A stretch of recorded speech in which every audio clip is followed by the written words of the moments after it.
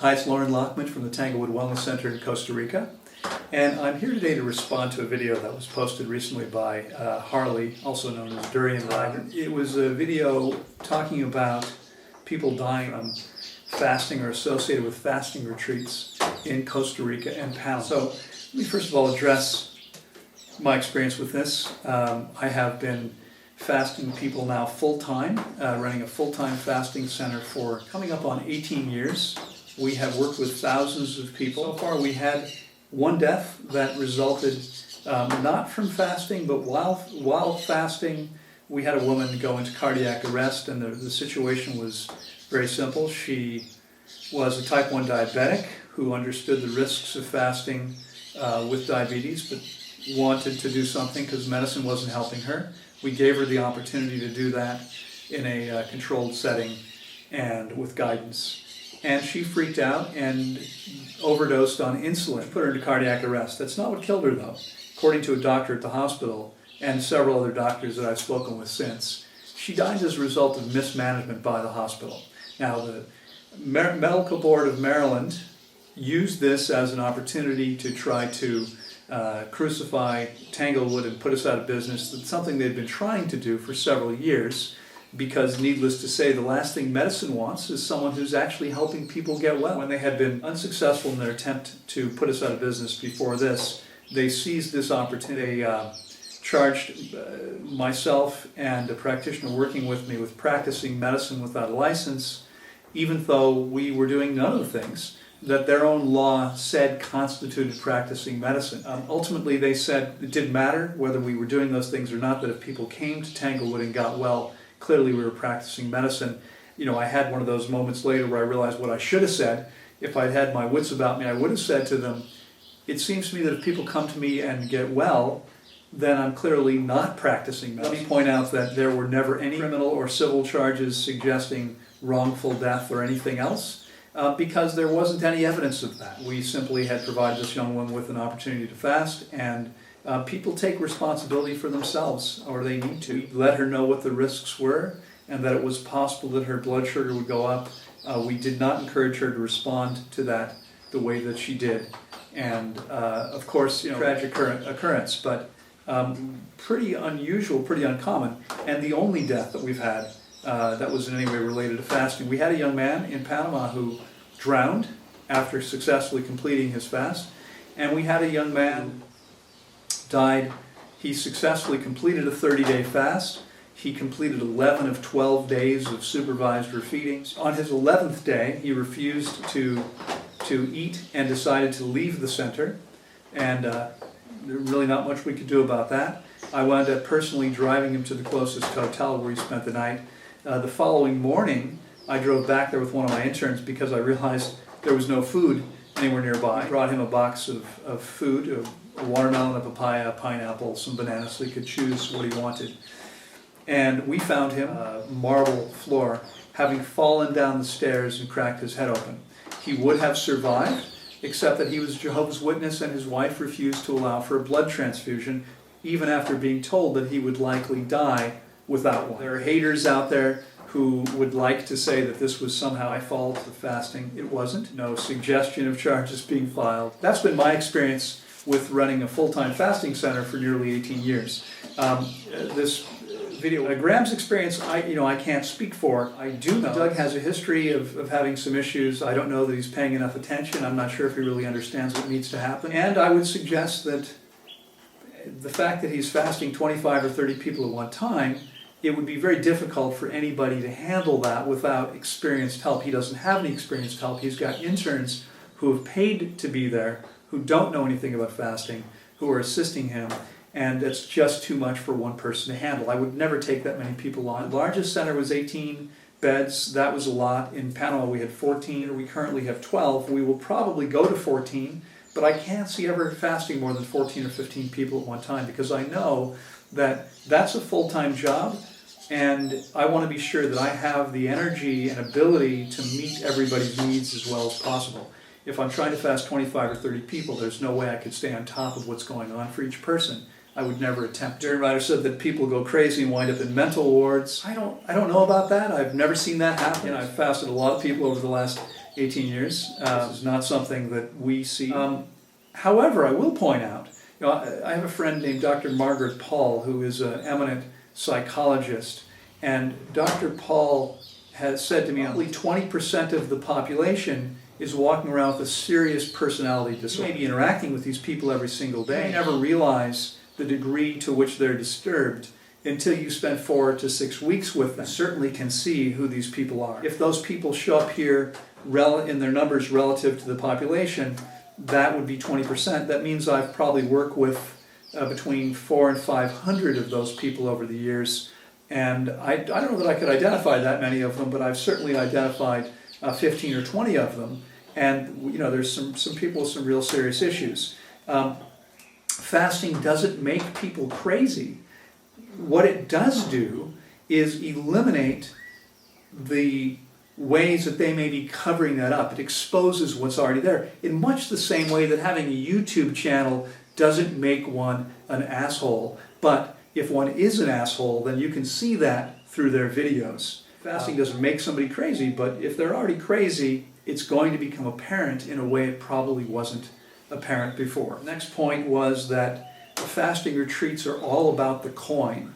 That, I believe, is a direct quote. Looking at Graham's prices, it's easy to see how one might come to that conclusion about Doug Graham. I mean, $12,000 for 5 weeks is a lot of money, and I frankly am baffled as to why anybody would pay that much, especially given the fact that there are 4 or 5 real full-time fasting retreats in the world, including Tanglewood, where people have vastly more experience than Doug does, and all of whom charge much less than Doug does. At least Doug's website no longer falsely proclaims that every other fasting center charges much more than he does. Thankfully, that's no longer there, because that's absurd. In fact, we charge $36.95 for a 5-week stay, which is just over 31% of what Doug charges. So he charges more than 3 times as much as we do. Just to give you a little bit of background, I have both a bachelor's degree and everything I cared to complete in a master's degree in finance. And I worked for 10 years in the commercial real estate finance field. I was the youngest officer of the 2nd largest commercial real estate company in the Washington, D.C. metro area. At 24, I owned a beautiful home in a wealthy suburb in a beautiful sports car, and was doing quite well. I walked away from a very lucrative career to do something that I knew would not be particularly financially rewarding. I suppose it could be if I was charging $12,000, but my objective has always been to make fasting as available as possible to as many people as possible. And so we've worked hard to keep our prices as low as they are. And my reason for running Tanglewood is very simple. I was very, very sick 30 years ago. I got well largely as a result of fasting. And after fasting myself and learning how incredibly powerful and beneficial a properly conducted fast is, it was something I wanted to offer to the world. I realized I'd found something that I was truly passionate about. I was fasting myself while I was coaching other clients, diet, etc., and training, and they were constantly asking me if I would supervise their fast. My desire to bring fasting to the world is and always has been a pure desire to give people what I believe is the single most powerful thing that they can do for their health, assuming it's done correctly and done properly and with experienced supervision. It's all about the coin. That's a ridiculous assertion from someone who I've never met, who's never met me, and who can't possibly know what my motivations are. Although I think anyone who's been paying attention for the last 20 years as to what I've been doing, it should be obvious what my motivations are. Durianrider next said that you don't hear the stories because they may affect the reputation of the place, and that I refuse to address the issues. I've addressed the issues over and over again and continue to address them every time they're raised. I believe in complete transparency. I'm willing to answer any question, anytime, from anyone. I don't particularly enjoy engaging with the trolls out there whose motivation is clearly to cause trouble and not, no honest desire for the truth or to get information. But it's absurd too, because Durianrider's assertion that they may affect the reputation of the center, Durianrider has been working very hard to negatively impact Tanglewood's reputation for many years. It started years ago. The first thing that I was aware of was him sending a letter to all of my friends on internet bulletin board sites before Facebook became the thing. And all of a sudden these people started disappearing, and it was someone finally sent me a copy of this letter signed by Doug Graham, which Durianrider had been sending around to everybody, accusing me of all kinds of things which were complete and utter nonsense, and ironically all things that Doug himself had been guilty of. Actually lost his license to practice chiropractic because of multiple sexual harassment charges, the last one filed by his best friend's girlfriend. So it's absurd for Durianrider to be talking about reputation when he's done everything he could to damage the reputation of someone he's never even known or doesn't really know anything about. Similarly, he talks about a lack of integrity. You know, it's amazing that he's actually even bringing this up, integrity. First of all, when we talk about integrity, let's talk about the fact that Durianrider has felt that this was an issue he needed to discuss for many, many years, but was unwilling to because he had some kind of financial tie to Doug. That's not integrity. That's a complete lack of integrity. Integrity is saying what you believe is so, regardless of what might happen, regardless of how it might affect your pocketbook. Durianrider refused to speak up what Doug's been going on with Doug's retreats for this very simple reason, that there was a tie. That is a complete lack of integrity.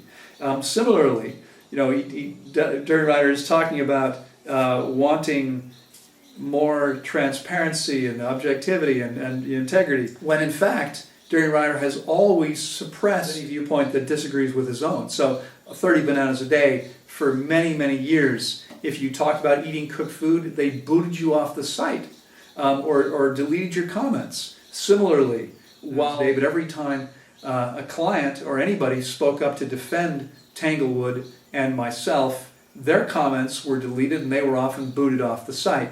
This is not what I would call transparency and not what I would call integrity. This is called protecting your one-sided point. Anything but integrity.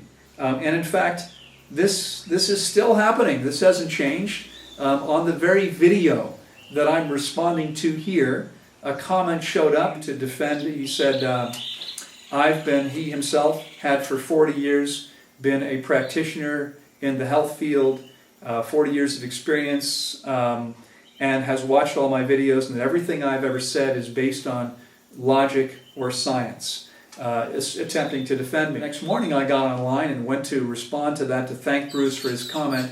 It had been deleted from this video. It's perfectly fine to post anything, flaming all kinds of nut bags on here, talking shit about things they don't know about, but to have someone speak up in my defense, not allowed. That's not what I would call transparency, objectivity, or integrity. It's a complete lack of those things. Similarly, talking about transparency and integrity, Durianrider claimed, "I don't hate Doug," from Hamlet, "Thou dost protest too much."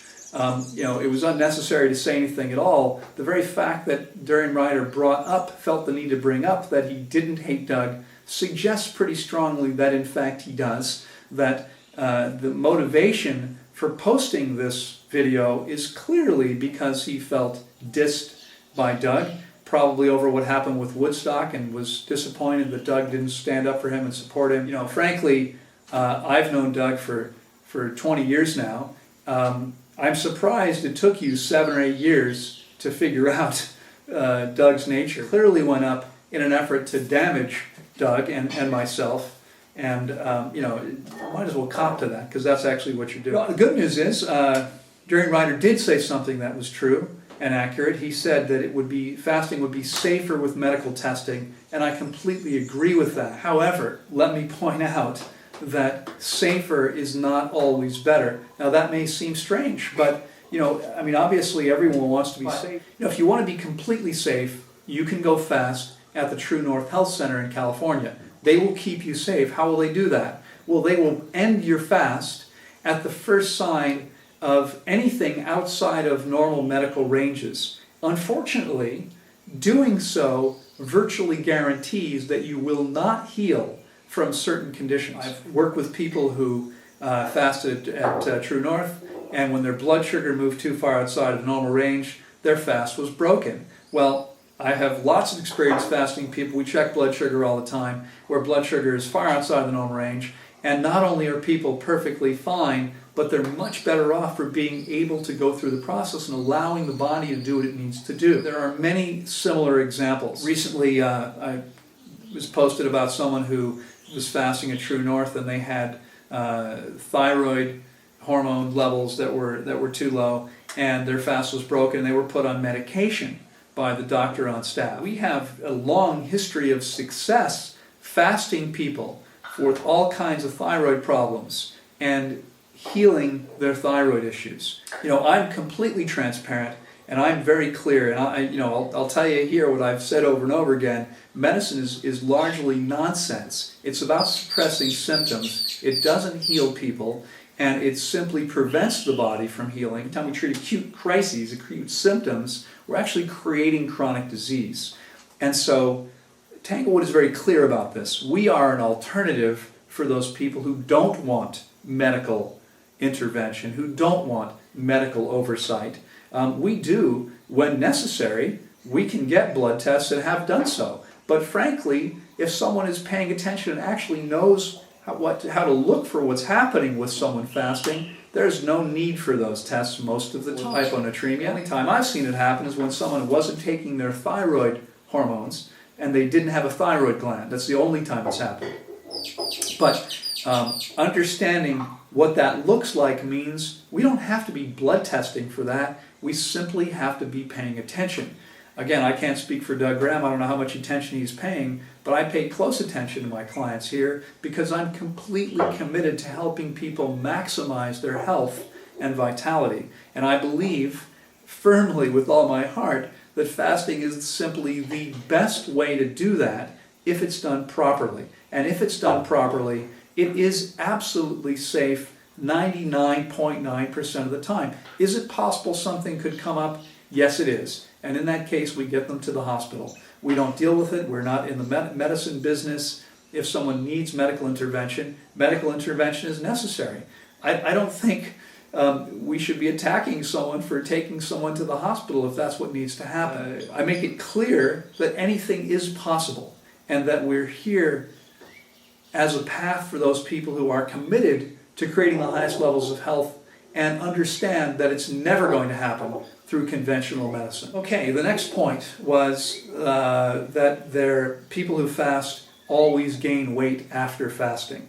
Durianrider mentioned Dan McDonald as proof of this. A one-person cohort, a one-person study is not any kind of proof. We don't know what Dan McDonald's been doing, but a one-person cohort is not a reliable study. It doesn't tell us anything at all. I have personally supervised the fasts of well over 2,000 people, and there are people who will gain weight after fasting.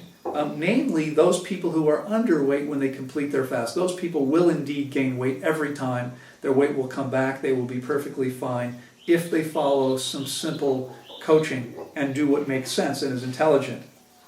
The other people who will gain weight after fasting are those people who don't do what makes sense or is intelligent, but instead follow the advice of Durianrider and those people like him who are encouraging you to overeat. Overeating is always stupid, harmful, and dangerous. It's never beneficial in any way. It raises your metabolism, which means that you age and die faster. And if you're not clear about this, this is not, by the way, this is not an idea. This is not my belief. This is pure and simple science. Google metabolism and aging, and you will see a clear relationship. The faster your metabolism, the faster you age, and the faster you will die. Fasting does indeed temporarily lower your metabolism. This is an intelligent response to a lack of food. The idea that it puts your body to starvation is idiotic and nonsense. No basis in science for that. Starvation is very different than fasting. It's a completely different process. There are very different things happening. When you're fasting, your body is actually rejuvenating. It's healing at a much faster rate than is possible, consuming even the best possible foods.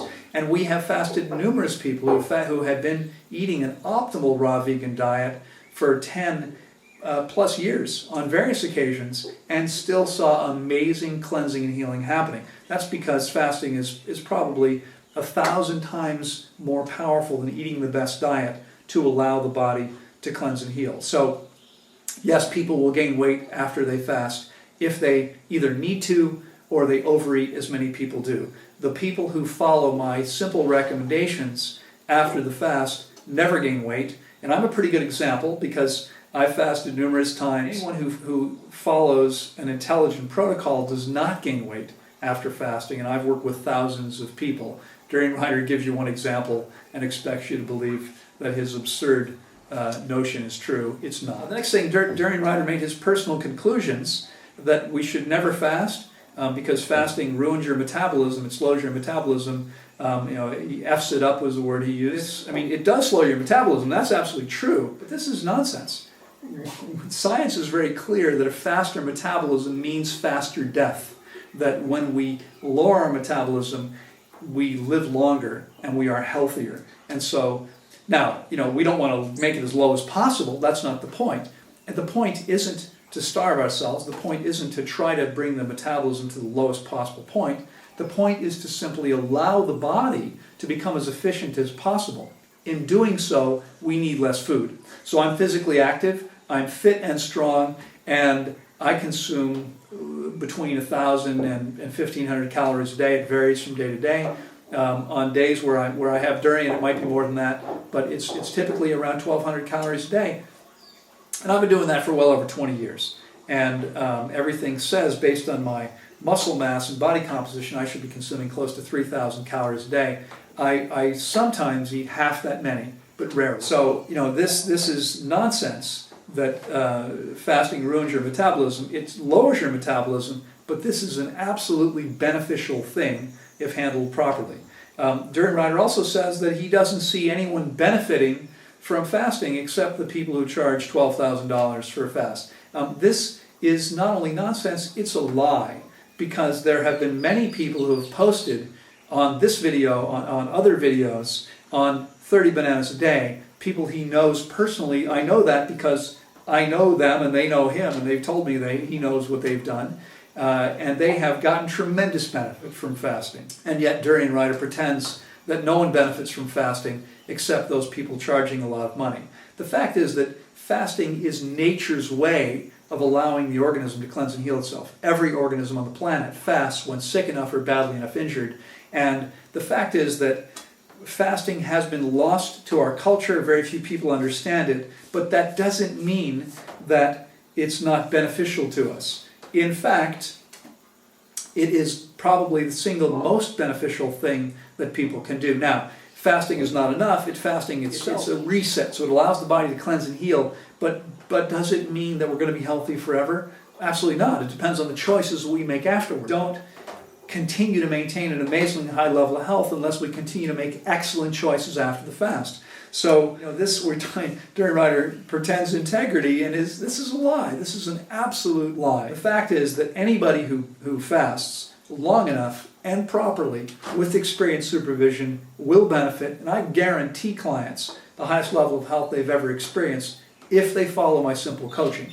Many people don't. Those people who don't, they may not have those results. They probably won't. The people who do consistently have amazing results over and over again. Who cares about Durianrider's conclusions? I'm baffled as to why people are even paying attention to this guy. I mean, I respect him as an athlete. I understand he's quite a cyclist and runner. But you know what? Most athletes are not experts on health or nutrition. And Durianrider is absolutely no exception. Let's look at some of his conclusions. 1, we should eat as much as possible. This is absurd and ridiculous and harmful to humans as it is to every other species. There's no species that benefits from overeating. The fact that we need to fool the body using smoothies, etc., to get enough calories in, that's a clear indication we're consuming more than the body needs. And because processing food is work, once we meet the body's needs, consuming 1 calorie more than we need or 1 microgram of a nutrient more than we need is in no way beneficial to the body or to our health in any possible way. Durianrider is out there telling people that it's healthy to eat grains and processed sugar. This is absolute absurd nonsense. Both of these things are absolutely implicated in disease processes for many, many people. Durianrider is telling people to guzzle water, drink as much water as you can so that your pee is clear, that if you have clear pee, it means you're hydrated. It absolutely means nothing of the sort. Clear pee only means that you're flushing out electrolytes. Okay? If your pee is clear, it means you're drinking water so quickly that it's simply being filtered out of your bloodstream immediately into your urinary tract, and you are likely taking electrolytes with it. Over drinking water is one of the ways that people create hyponatremia and die every year as a result of low electrolyte levels, specifically low sodium levels. But encouraging people to drink excess amounts of water. I mean, what's true, in my opinion, is this is a guy who may be passionate about health and may want to help people, but he doesn't have a clue what he's talking about. I don't understand why anybody would pay attention to him, except if they're interested in hearing people curse. I personally don't watch his videos. I watch this one way more times than I'd care to, so I could respond to them. But this was an exercise I did not enjoy. Durianrider is telling people to eat in front of the television so that you can be less conscious of how much you're consuming. This is absolutely absurd. It's harmful. Bring your consciousness to your food. Learn to listen to your body. Learn to stop when you're satisfied. Eat only when you're hungry. Eat only when you're satisfied. Eat whole foods. Eat foods in their natural state. Eat all of your food raw if you're willing to. Now, what you might find, if you can't suppress emotions by eating normal quantities of whole foods, then you can overeat on heavy things like bananas, and maybe that will allow you to suppress your emotions or your physical sensations. And if that doesn't work, then you might have to go to cook food in order to suppress those emotions. And maybe this sounds familiar. Durianrider also claims that they are hosting the Thai festival because they are fed up with all the money grubbing going on. Come on. Here's what's true. You're hosting the Thai Fruit Festival because you were booted as pioneers from the Woodstock Fruit Festival, and until you were booted, you were getting paid to speak there. You're no different, Graham, except maybe unable to charge $12,000 for a fest. Let's stop pretending that you're all high and mighty and holy and honest and integrous, because I've seen no evidence of that whatsoever. I hope that becomes the case. I'd like to see you actually become transparent and come out and say, I'm doing this video because I'm pissed off at Doug. I'm saying what I'm saying about Christina because she didn't support me. That's not what you're doing. You're pretending something that's simply not true. You've always harassed people and lied about people, and frankly, you're rude, and I don't understand. Anyone that can't say 2 or 3 sentences without using foul language, all that bright in my opinion. One more piece. Yes, you've seen people die, you know of people dying from fasting, but the fact is, just because you don't know how to supervise a fast, and maybe other people supervising fast don't know how to either, that doesn't mean fasting is not a beneficial thing. Remember, 800,000 species on the planet all fast when sick enough or badly enough injured. Can you do this at home? Well, fasting is not a medical process, and bringing doctors and medicine into it is probably not very helpful any more than it is with childbirth. Childbirth is a natural process. When we bring doctors in, what happens? Well, we have much higher rates of problems with children born in hospitals and with doctors than we do with children born at home, with home births and with midwives. In a similar way, fasting is a natural process. It's been lost to our culture. When we bring doctors into it, what happens is they cut the process off early because they don't understand what fasting is all about and what physiology is okay with fasting and not okay with fasting. Fasting requires, like childbirth, a coach who understands the natural process. Not someone who's trained in medicine, but someone who actually has experience in that process and understands it. I am self-taught. I have employed people for 2 years who were trained in fasting, but frankly, I had more experience than either one of them and knew more about the process than they did. They learned from me, and I learned from them too. Why anyone cares what Durianrider's opinions on fasting, give me your opinion on bicycles, and I'll pay attention. Give me your opinion on cycling, and I'll pay attention. But I'm not interested in your opinion on diet or fasting or probably much of anything else. So the final point was that it takes people months to recover from fasting. And this is absurd. If you go to my YouTube channel, you're on it now, you will see interviews, testimonials from many people fasting, the majority of whom are feeling amazingly well at the end of their refeeding process. So they've been here for 5, 6, 8, 9 weeks. They're going home. They're feeling amazingly well. Those people who do not feel amazingly well when they leave here invariably do by the time they complete the 6-week process after the fast, where they get a written 6-week plan from me that tells them exactly what they need to do for those 6 weeks. Those people who follow my coaching before the fast do well and don't wind up with the electrolyte problems. Those people who follow my coaching during the fast and afterward wind up amazingly well and do not need many months to recover. In fact, most people are fine by the time they leave here, or at most a month and a half later. They're not only doing well, they're doing better than they've ever done in their entire life. Several people wrote to me about this video, Durianrider's video, asked me to respond to it. One person said he's got some good points there. I didn't see very many. I saw a lot of nonsense and fluff and hyperbole and exaggeration in a hateful attempt to try to hurt people who apparently have hurt you in some way. Sorry about that. I would encourage you to grow up, though, and learn to be honest and be integrous and stop talking shit about things you don't know anything about. Take care.